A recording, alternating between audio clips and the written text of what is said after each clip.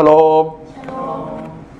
오늘 여러분들과 함께하는 그 주제는 약한 데서 온전하여 짐이라 라는 그런 주제로 말씀을 나누기를 원합니다.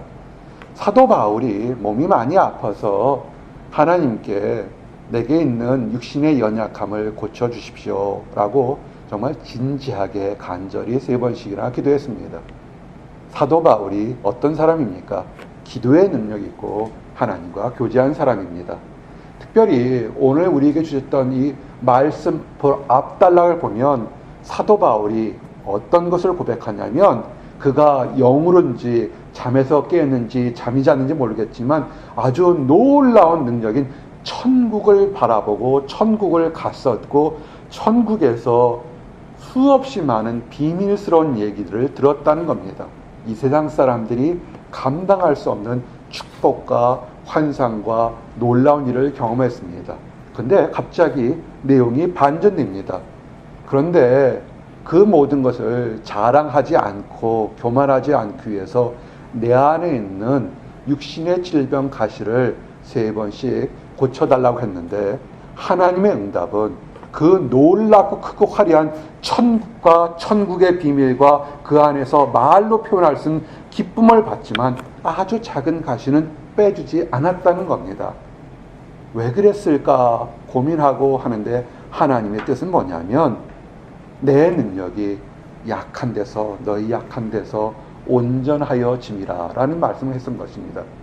오늘 여러분들 말씀을 들으면서 한 단어에 좀 집중하시길 원합니다.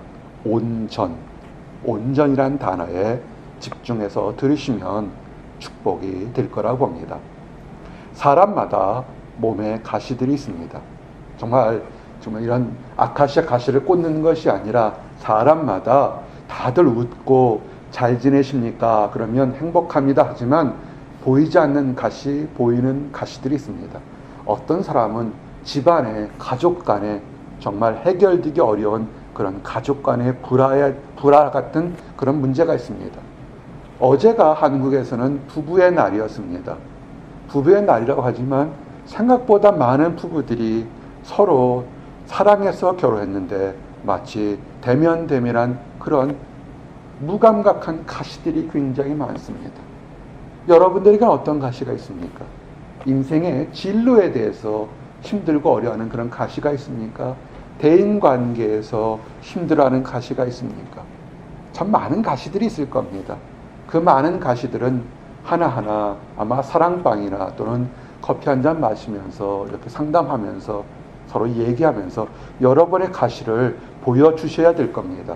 보여주어야 그것을 의사가 성령에서 뽑아낼 것입니다.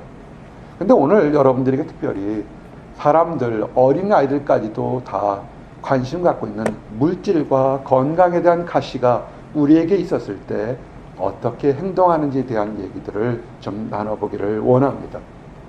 성경에 보니까 동방에 욥이라는 굉장히 큰 부자가 있었습니다. 그런데 이 욥은 물질과 환경이 풍부한 것뿐만 아니라 믿음도 하나님 앞에서 아주 좋았던 사람이었습니다. 그를 표현할 때 성경 어디에서도 이렇게 표현하기가 드문데 이렇게 표현되어 있습니다.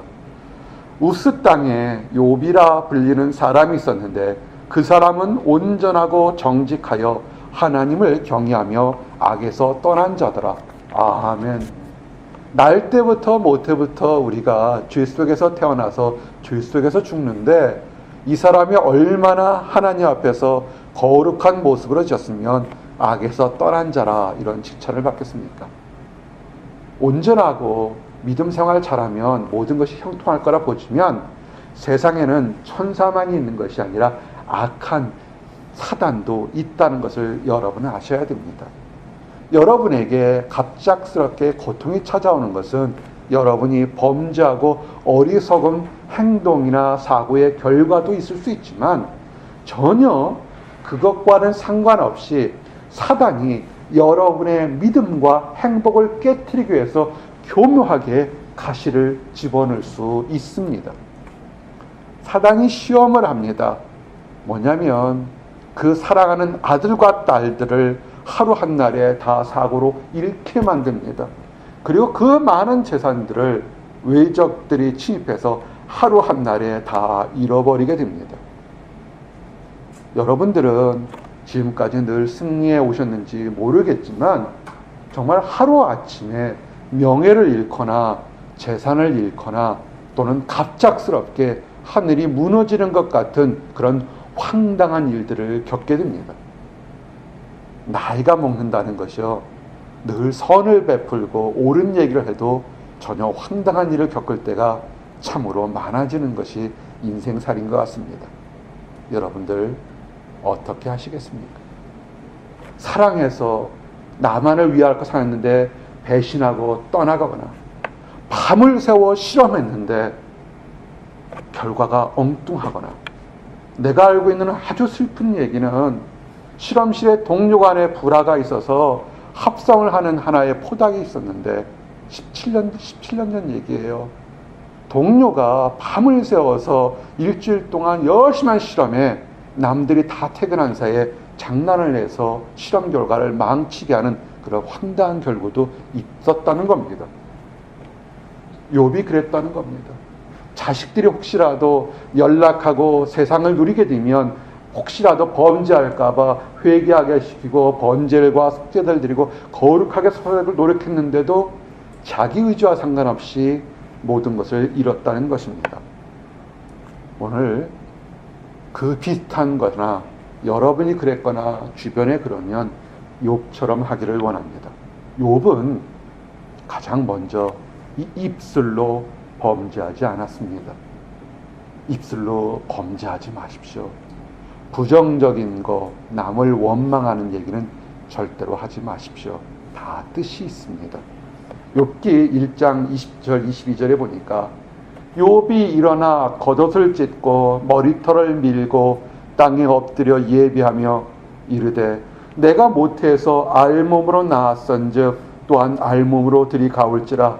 주신 이도 여호와시요 거두신 이도 여호와시니 여호와의 이름이 찬송을 받을지니이다 하고 이 모든 일에 욥이 범죄하지 아니하고 하나님을 향하여 원망하지 아니하리라. 아멘. 사랑하는 청년 여러분, 아들과 딸 성도 여러분, 여러분이 이곳에서 남들보다 못 얻고 진척이 느린다고 원망하지 마십시오. 여러분이 이곳에 처음 보스턴에 왔을 때는 여러분이 실험실을 들고 온 것도 아니고 큰 장비를 들고 온 것도 아니고 꿈과 희망 하나만을 들고 가지고 온 것이 없었던 것을 기억하시기 바랍니다. 여러분이 노력하기 전에 누군가 준비해서 차근차근 이루어졌던 것입니다. 그 과정에 잠시 잃었다고, 잠시 회방당했다고, 잠시 모멸당했다고 하나님을 원망하거나 악한 사람을 원망하지 마십시오. 다 이유가 있습니다. 존 바이퍼라는 목사가 있습니다. 참 복음주의적인 목사님인데, 근데 이렇게 유명하고 복음적인 목사님이도 경제적인 형편은 그렇게 넉넉하지 않은 것 같습니다. 아직 그분 설교 들을 수 있어요, 인터넷에서. 아들과 함께 외진 곳을 아마 목적이 있어서 가는데 중간에서 차가 덜컥하고 서버렸어요.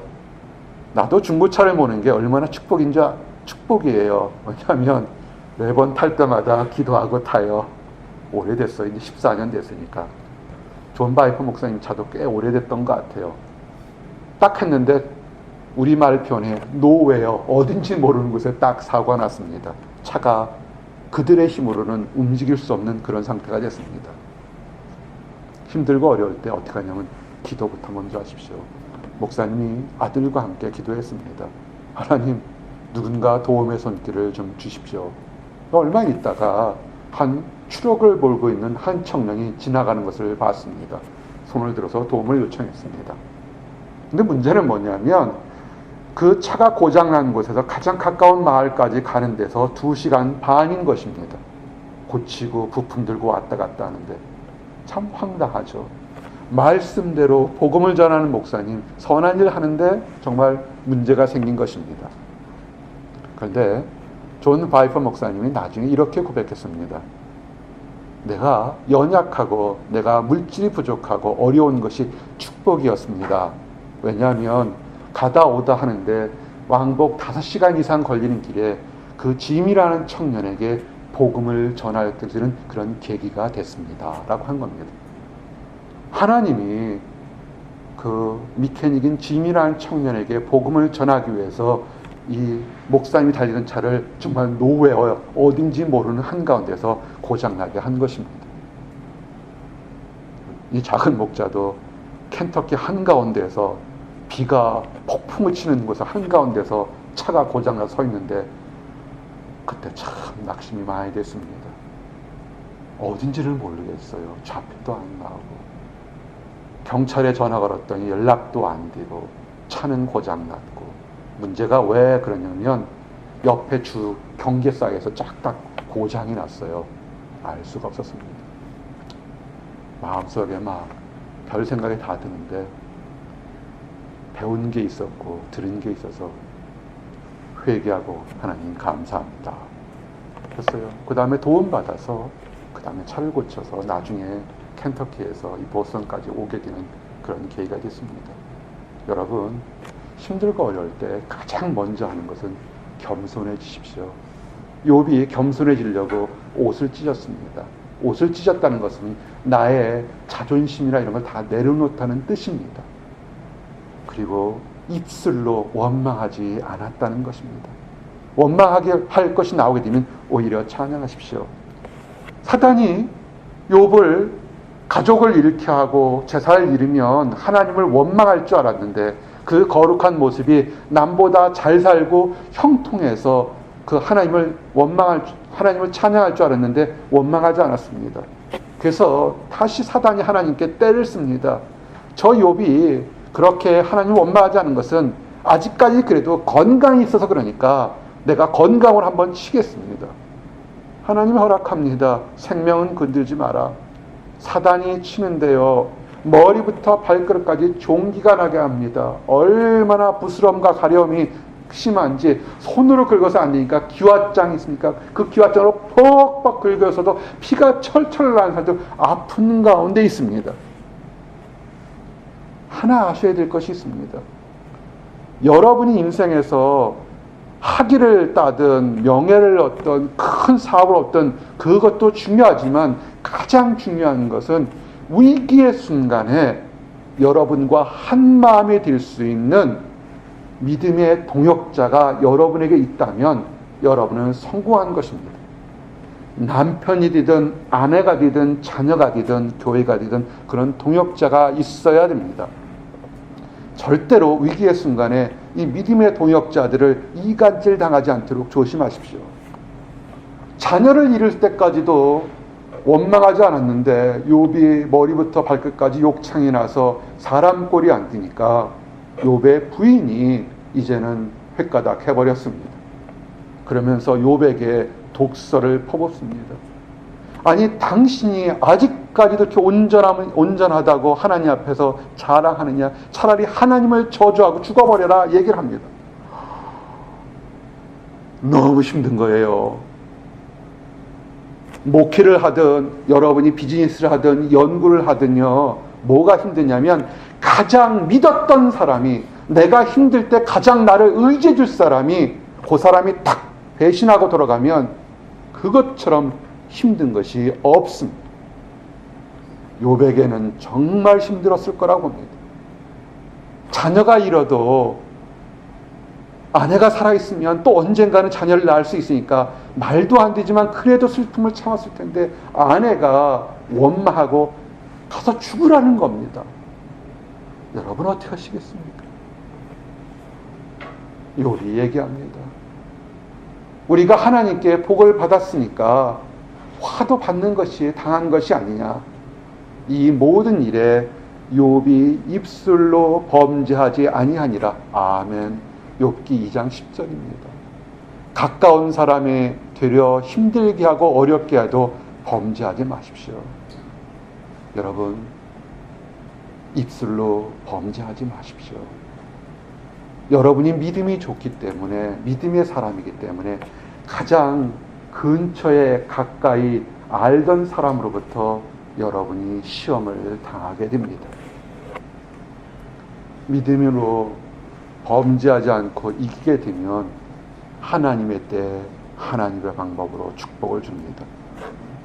욥이 온전히 그 부족한 것 삶을 지켰을 때 욥기 42장 12절 17절 보니까 여호와께서 욥의 말년에 욥에게 처음보다 더 복을 주시니라고 표현되어 있습니다. 그가 가졌던 것보다 더 많은 양, 더 많은 낙타, 소나 또는 암나귀를 주고 자녀들도 더 많이 주었습니다. 그리고 그 자녀들이 더 아름다운 딸들을 주었고, 문제는 욥이 그 이후에 140년을 살았고 손자 4대를 보았습니다. 하나님이 장수의 축복도 주었던 것입니다. 힘들고 어려울 때 절대로 불평하지 마십시오.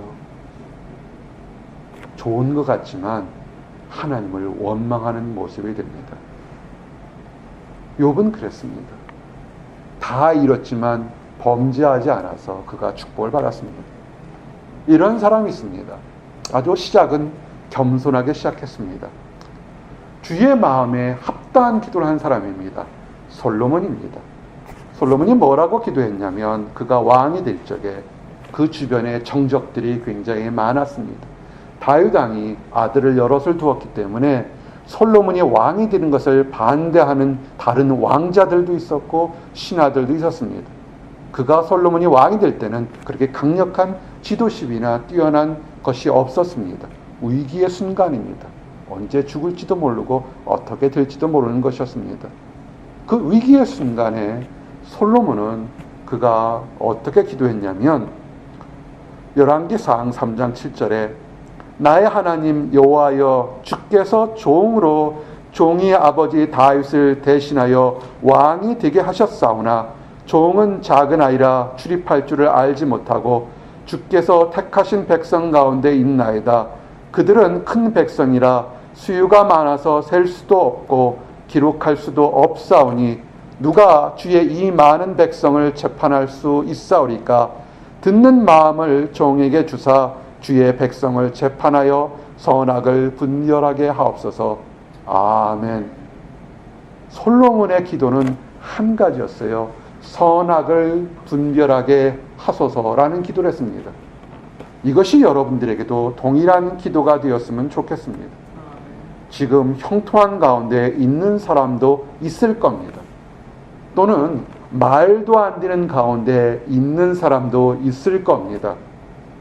첫 번째는 입술로 원망이나 불평하지 마시고 오히려 그 순간에 무릎 꿇고 기도하면서 종이 어리석고 연약해서 지금 일어나는 일들이 무엇인지 제대로 깨닫지 못하오니 분별할 수 있는 지혜를 주시옵소서라고 이렇게 기도하기를 원합니다. 솔로몬의 기도가 하나님 마음에 합했습니다. 그래서 그가 권력을 원한 것도 아니고 적을 치기를 원한 것도 아니고 장수를 원하는 것도 아니었기 때문에 하나님께서 그에게 지혜뿐만 아니라 구하지 않은 많은 부와 명예와 권력을 주었으면서 이 세상 어떤 사람보다 많이 주었습니다. 12절에 보니까 너에게 지혜롭고 총명한 마음을 주노라. 내 앞에도 너와 같은 자가 없었거니와 내 뒤에도 너와 같은 자가 일어남이 없으리라. 아멘. 하나님의 지혜를 주었다는 것입니다. 이 지혜가 얼마나 많았는지 정말 하나님께 힘이 많이 주어서 솔로몬의 지혜가 동쪽 모든 사람의 지혜와 애굽의 모든 지혜보다 뛰어났다 이렇게 기록되어 있습니다. 애굽이 어떤 곳입니까? 고대사에서 전 세계를 제패한 강력한 군사력과 문화력 그리고 과학이 발달했던 곳이고, 또한 동쪽에서는 아라비아 사람들이 수학이나 과학 많은 그 당시에 뛰어난 지식들이 있었습니다. 그런데 솔로몬은 그 모든 것보다 뛰어났던 것입니다. 중요한 것은 솔로몬이 세상의 지식, 나리지를 얻은 것이 아니라 위즈덤, 하나님의 지혜를 얻었다는 것입니다. 나리지보다 위즈덤은 훨씬 크고 더 능력 있는 것입니다. 하나님께 분별할 수 있는 지혜를 달한 그 지혜가 뭐냐면 하나님을 경외하는 것이 지혜인 것입니다. 잠언 1장 7절에 여호와를 경외하는 것이 지식의 근본이거늘 미련한 자는 지혜와 훈계를 멸시하느니라. 아멘. 여러분들이 이 힘들고 어려운 보스턴에서 치열한 경쟁 속에서 살게 하도록 여러분을 부르신 것은 뭐냐면, 밤을 새워서 이 다른 사람들과 지식에서 경쟁하는 것이 아니라 하나님을 가장 먼저 인정하는 지혜를 깨닫기를 원하기 위해서 여러분들을 이곳에 부르신 것입니다. 여호와를 경외하는 것이 지혜라면 지혜에는 가치가 있습니다. 우리가 지식을 가지고 있으면 직장을 잡거나 소망하는 것을 가질 수 있지만, 지혜는 어느 정도의 가치냐면, 지혜를 얻는 자와 명철을 얻는 자는 복이 있나니 이는 지혜를 얻는 것이 은을 얻는 것보다 낫고 그 이익이 정금보다 나으니라. 아멘. 잠언 3장 13절에서 14절입니다. 지혜의 가치가 은과 금보다 더 크다는 것입니다. 지혜를 구하십시오. 하나님 말씀을 많이 읽으십시오. 근데 이것이 귀한 것도 되지만 하나님 말씀은 능력이 있습니다. 잠언 4장 6절이 여러분 삶의 희망이 되어야 됩니다. 지혜를 버리지 말라. 그가 너를 보호하리라. 그를 사랑하라. 그가 너를 지키리라. 아멘. 여러분들이 여러분 삶에 실패했던 것을 뒤돌아 보십시오. 시험 당했던 것을 뒤돌아보게 되면 아마 상당수는 여러분이 하나님의 지혜를 버렸거나 하나님을 멀리했을 때 생각지 않은 어려움을 겪었던 적도 있었을 것입니다. 하나님의 지혜 버리지 마십시오. 하나님의 지혜를 버리지 않으면 어떠한 환경에도 여러분을 보호하게 됩니다. 동방에서 또한 인류 역사상 가장 많은 지혜를 가졌던 솔로몬이 그가 지혜를 버렸습니다. 지혜가 뭐라고 했습니까? 하나님을 경외하는 것에서 멀어졌습니다. 하나님을 멀어졌다는 것이 뭐니까? 완전과 평안과 굉장한 능력을 가졌는데 아주 교묘한 가운데 전쟁이나 다른 것이 아니라 그가 수없이 많은 여성들을 왕비와 후처로 두면서 이방 여인들을 왕비로 삼았습니다. 문제는 하나님께서 분명히 이방 여인들을 가까이 하지 말라고 했는데 이방 여인을 가깝게 했고, 그 뒤에는 이방 여인들 뒤에 그들이 섬기는 이방 신들이 교묘하게 같이 들어왔습니다. 부부라는 인연으로, 사랑한다는 인연으로 믿는 크리스찬이, 믿는 하나님의 사자였던 솔로몬이 이방 사람과 하면서 그 뒤에 있는 신앙이 그대로 접목되면서 하나님께 멀어졌던 것입니다. 열왕기하 11장 3절에 보니 왕은 후궁이 700명이요 첩이 300명이라 그의 여인들이 왕의 마음을 돌아서게 하였더라. 아멘. 4절에 보니 솔로몬의 나이가 많을 때 그의 여인들이 그의 마음을 돌려 다른 신들을 따르게 하였으므로 왕의 마음이 그의 아버지 다윗의 마음과 같지 하여 그의 하나님 여호와 앞에 온전하지 못하였으니. 아멘. 아무리 지혜가 많고 뛰어나고 큰 영광과 물질을 갖췄어도 하루아침에 망해지는 것이 뭐냐면, 내가 사랑하는 사람이라 생각했던 이방 여인들이 들여온 교묘한 이방신 때문에 내 하나님이 멀어진 것입니다. 청년 여러분, 배우자를 정할 때 믿음의 사람과 하기를 원합니다. 사랑에 앞서서 이단과 그릇된 사상을 가진 사람과 함께 어울리게 된다면, 여러분이 준비하지 않게 되면 어느 순간에 솔로몬과 같은 그런 운명을 맞이할 수도 있게 됩니다. 하나님은 한 번 잘못했다고 바로 책망하거나 징벌하지 않습니다. 솔로몬에게 2번씩이나 직접 나타나서 회개하고 돌아서라, 회개하고 돌아서라고 얘기했습니다. 그러나 솔로몬은 그가 뛰어나다는 그의 오만함과 교만함으로 하나님의 명령을 듣지 않았습니다.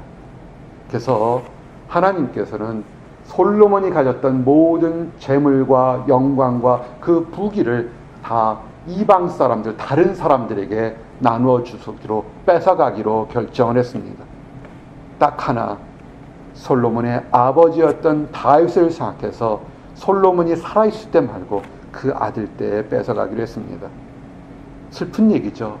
열왕기상 11장 11절 여호와께서 솔로몬에게 말씀하시되 내게 이러한 일이 있었고 또 내가 내 언약과 내가 내게 명령한 법도를 지키지 아니하였으니 내가 반드시 이 나라를 네게서 빼앗아 네 신하에게 주리라.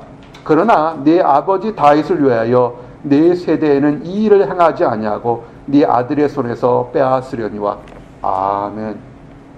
사랑하는 성도 여러분, 하나님의 은혜로 구원을 받고 하나님이 어떤 분인지 아는 지혜를 갖고 신앙생활을 하다가 그릇된 길, 타락한 길, 범죄하는 길을 달렸을 때도 아무 일이 없는 경우가 있습니다.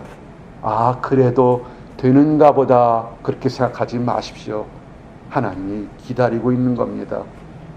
돌아서지 않으면 솔로몬에게 줬던 모든 영광을 하나님이 뺏어가는 것처럼 여러분에게 줬던 밝은 미래의 소망이 하나님이 뺏어갈 수도 있는 것입니다. 그래서 솔로몬이 자기의 인생 겸손하게 그 누구도 구하지 않았던 분별력을 달라고 기도해서 인간 사람 중에 그 누구보다 많은 부귀와 영광을 얻었지만 다 빼앗게 될 운명을 알고 그가 한 유언처럼 한 얘기가 있습니다.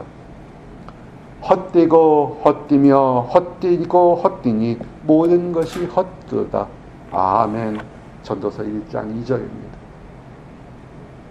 그냥 농부로 평범한 사람으로 자라면서 하나님 안에 은혜 받아 어제보다 오늘이 오늘보다 내일이 하나님에 대한 영광과 인정과 칭찬이 자라가는 사람도 있는가 하면 이 세상의 모든 것을 다 얻었지만 교만함으로 거짓된 마음으로 그릇된 마음으로 모든 것을 다 잃어버리고 헛되고 헛되니 헛되고 헛되다는 그런 슬픈 고백을 하는 사람도 있다는 것입니다. 우리는 유학생활, 이민생활에서 정말 물질이 얼마나 중요한지 알고 있습니다. 움켜진다고 여러분 것이 아닙니다. 많이 가진다고 내가 행복한 것이 아닙니다. 물질에 대해서 정말 힘들어요. 이민생활에서 정말 우리가 노력하지 않으면 누구도 빵을 주지 않는 세기 때문에 물질은 정말 귀하고 가치가 있는 것입니다. 그러나 하나님은 그 물질한 가치에 대해서 이렇게 기도하라고 얘기를 합니다. 잠언 30장 7절에서 9절 내가 두 가지 일을 주께 구하였사오니 내가 죽기 전에 내게 거절하지 마시옵소서. 곧 헛된 것과 거짓말을 내게서 멀리하옵시며 나를 가난하게도 마옵시고 부하게도 마옵시고 오직 필요한 양식으로 나를 먹이시옵소서. 혹 내가 배불러서 하나님을 모른다 여호와를 누구냐 할까 하며 혹 내가 가난하여 도둑질하고 내 하나님의 이름을 욕되게 할까 두려워함이니이다. 아멘. 물질에 대한 그 축복과 물질에 대한 가치관이 우리의 주기도문에 있지 않습니까? 일용할 양식, 오늘 한 끼 먹는 것을 즐거워하고 감사하는 것이 또한 예수님의 우리에게 하신 기도였고 삶의 과정이었습니다. 너무 욕심내지 마십시오. 너무 많이 가져서 하나님을 잃어버리는 거 옳지 않습니다. 청년들에게 잘 되라고 형통하로 참으로 많은 기도를 해줍니다. 그러나 참으로 안타까운 건 뭐냐면 그 성공한 사람들이 가장 먼저 기적 같은 어려운 일에서 극복했을 때 프레이즈 더 로드 하나님께 영광이라는 것을 그때 잘하지 못한다는 것입니다. 물질이 많으면 그렇게 될 가능성이 높습니다. 또 물질이 너무 없어서 먹고 사는 거에 전전긍긍해서 하나님을 잊어버릴 수도 있습니다. 하나님께 맡기십시오. 내가 하나님께 영광 돌리길 원하오니 하나님 내게 일용할 양식을 달라고 그렇게 기도하십시오. 일어나지 않은 내일 일을 가지고 오늘 초조한 가운데 예배장에 오지 마시기 바랍니다. 여러분의 가정으로 돌아가지 마시기 바랍니다.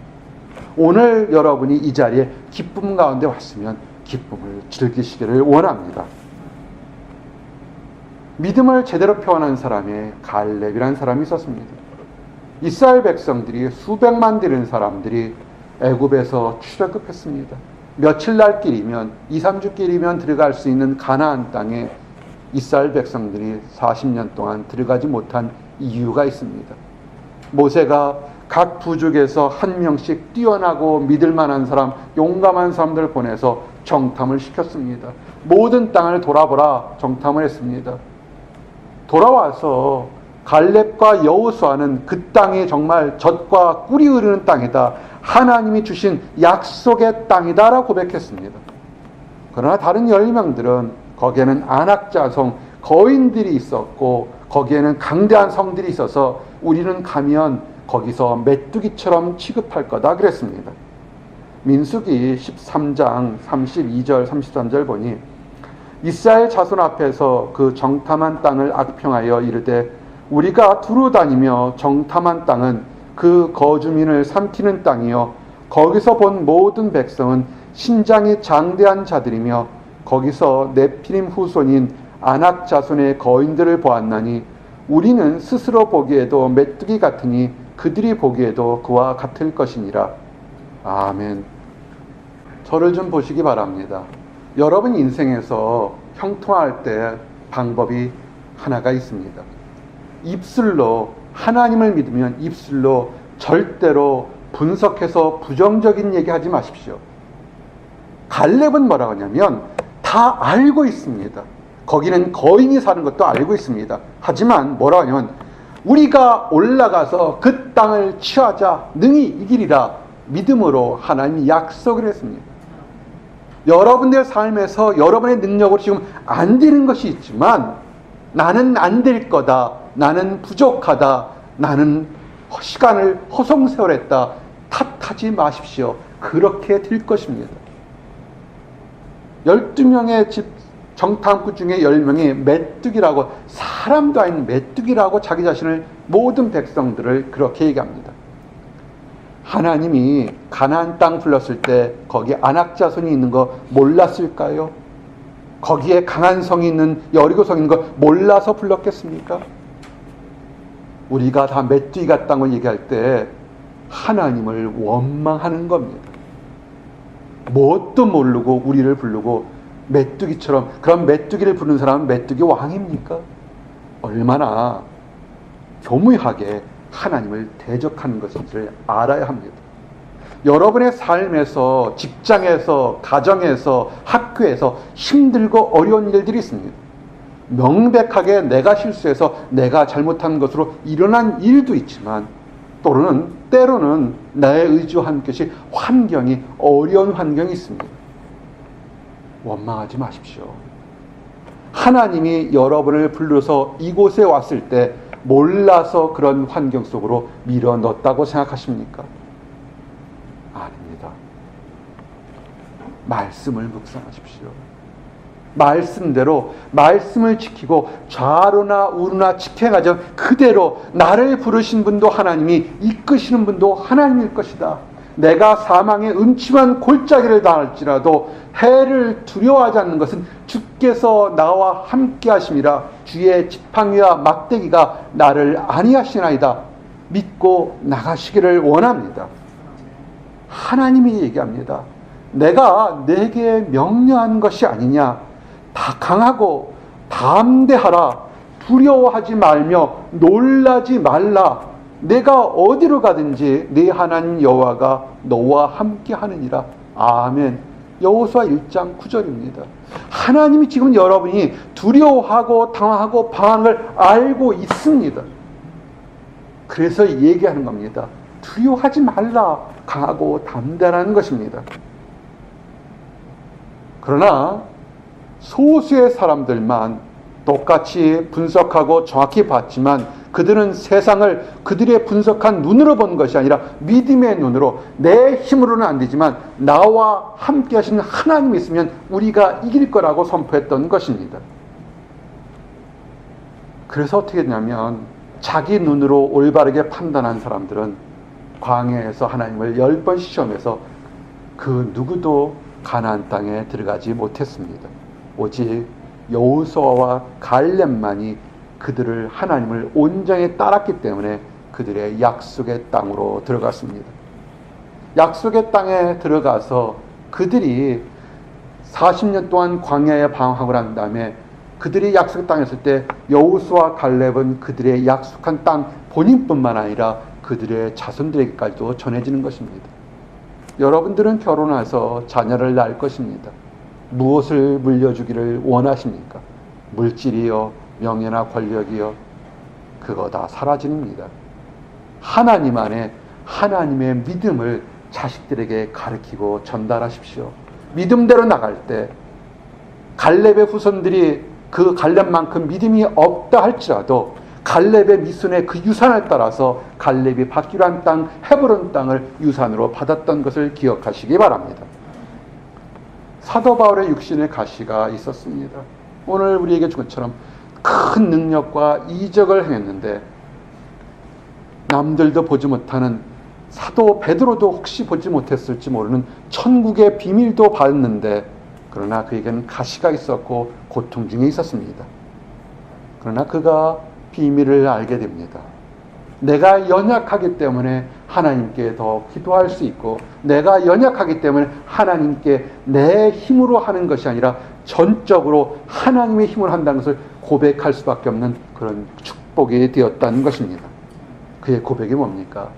내가 그리스도를 위하여 약한 것들과 능욕과 궁핍과 박해와 곤고를 기뻐하느니 이는 내가 약한 그때에 강함이라. 아멘. 사랑하는 성도 여러분, 이제 말씀을 정리합니다. 우리가 살면서 우리가 약할 때가 많습니다. 그것이 축복인 것입니다. 약하기 때문에 전적으로 하나님만을 바라보는 것이 그것이 축복인 것입니다.